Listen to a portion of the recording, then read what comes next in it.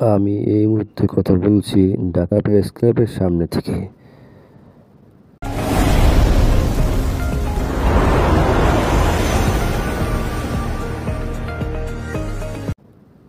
আলিয়া মাদ্রাসার শিক্ষকরা আজকে একটি শান্তিপূর্ণ সমাবেশ পালন করছেন।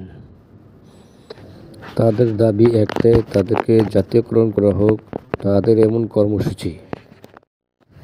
আলিয়া মাদ্রাসার শিক্ষক ও শিক্ষিকাদের শান্তিপূর্ণ সমাবেশ কিছুক্ষণ পরেই অশান্তির সৃষ্টির রূপ নেয়। এক পর্যায়ে পুলিশ তাদের উপর গরম পানি এবং গ্যাস এবং টিয়ার রাবার বুলেট গুলি নিক্ষেপ করেন।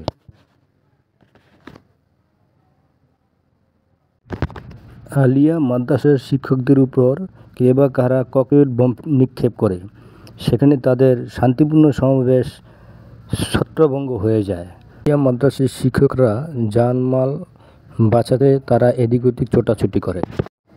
আলিয়া মাদ্রাসার শিক্ষকরা ও শিক্ষিকারা শতাধিকের বেশি আহত হয়েছেন। তারা বিভিন্ন হসপিটালে চিকিৎসা অবস্থায় রয়েছেন। আলিয়া মাদ্রাসার শিক্ষক ও শিক্ষিকারা পুলিশের বিরুদ্ধে অভিযোগ করে বলেন, সকল দপ্তরের সকল অফিসার আমরা করেছি, আজকে শিক্ষকের মাথাতে কোথায়? আজকে পুলিশ কেন আমাদেরকে গায়ে হাত তুলবে? কেন আমাদের নারী আমরা শিক্ষিকা, আমাদেরকে হাত তুলে পুলিশ করেছে ধাক্কা ধাক্কি কেন? শান্তিপূর্ণভাবে করা যাচ্ছে না? আমরা লাঠি চার্জ দিচ্ছে, পানি মানে সিএসএল দিচ্ছে, তারপর হচ্ছে রাবার বুলেট দিচ্ছে, এটা লাঠি মিটা করো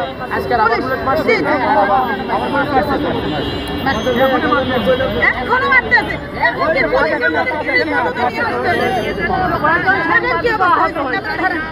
ইনশাআল্লাহ যতক্ষণ পর্যন্ত জাতীয়করণের প্রজ্ঞাপন হাতে না পাবো আমরা কেউ রাজপথ ছাড়বো না। আমরা যা বলতে চাচ্ছি সেটা শুনতে পারতেছে না, রাষ্ট্রদূত নাই শুনবে। তাহলে এই স্বতন্ত্র ইসলামিক একটা প্রতিষ্ঠান বন্ধ করা, মাঠে এসে বন্ধ করে দেওয়া হোক। আমাদের গায়ে কেন হাত তোলা হইলো এর বিচার তো চাই।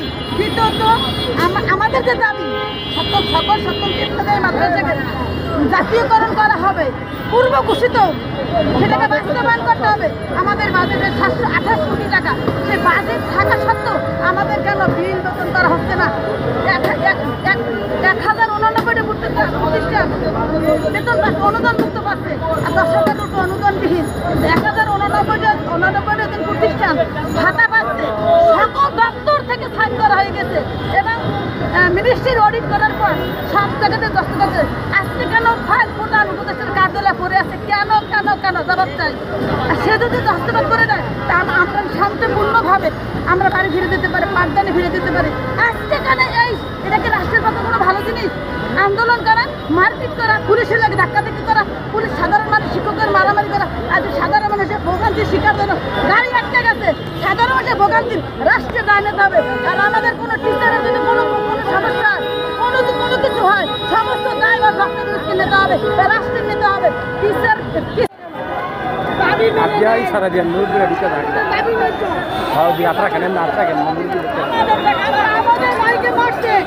আমাদের বন্ধের মারছে, এইখানে আমাদেরকে থাকতে দিবে না। তাই আমরা সরাসরি তাদের অভিযোগ আপনাদের সামনে তুলে ধরছি। আলিয়া মাদ্রাসার এক শিক্ষকের আহাজারি শুনুন। আমরা কোন অন্যায় করছি? দেশের কোনো ক্ষতি করি নাই, দেশের কাউকে অন্যায় করি নাই। আমরা ইসলামের পক্ষে, দেশের পক্ষে সব সময় আমরা সব করি। হে আল্লাহ, আমাদের কি অন্যায়? হে আল্লাহ, আমাদের কি অন্যায়? হে আল্লাহ, তুমি বিচার করো। আল্লাহ, তোমার তুমি আমাদের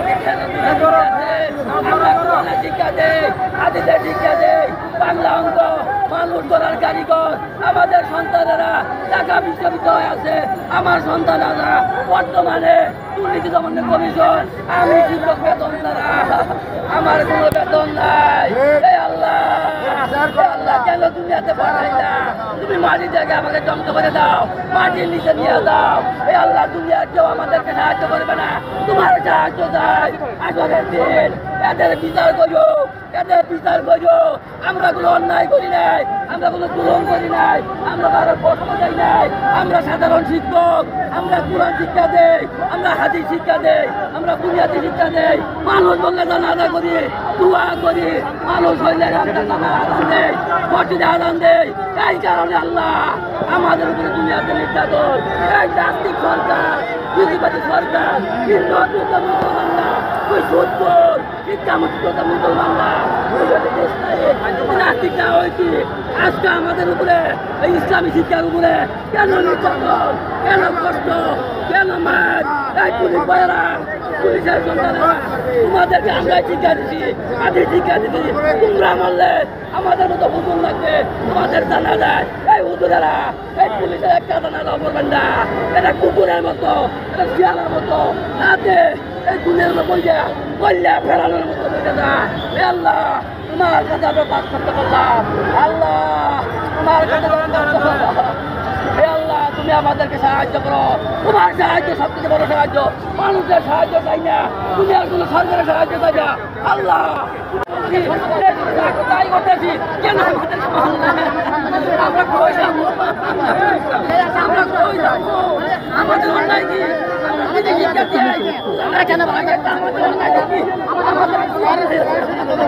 আমরা কই যাবো বাবা? আমার তো বয়স শেষ, আমার চাকরি শেষ, আমি আর কই যাবো? আমাদের বাইরে বলায়, আমাদের বাইরে বলায়, আমরা কই যাবো? হচ্ছে স্বামী স্ত্রী ছেলে মেয়ে মা বাবা আত্মীয় স্বজনদেরকে নিয়ে সুখে শান্তি বসবাস করতেছে, আমাদের টাকায় চাকরি করে আমাদের উপর অত্যাচার করতেছে। আল্লাহ দরবারে জবাব দিতে হবে আপনাদের ক্ষেত্রে, আমাদের ময়দানে। ক্ষণস্থায়ী দুনিয়া এরকম। একবার আপনারা আপনাদের হাসিনার পেতার দ্বারা যেভাবে ঘুচিয়ে গিয়েছিল, বিড়ালের মতো লোক গুটিয়ে পালিয়েছিল, আবার এমন সময় আসবে ঠিক তেমনি ভাবে এই প্রশাসনকে পালাতে হবে। সেদিন বেশি দূরে নয়, সেদিন অবসান আমরা ঘটিয়ে ছাড়বে ইনশাআল্লাহ।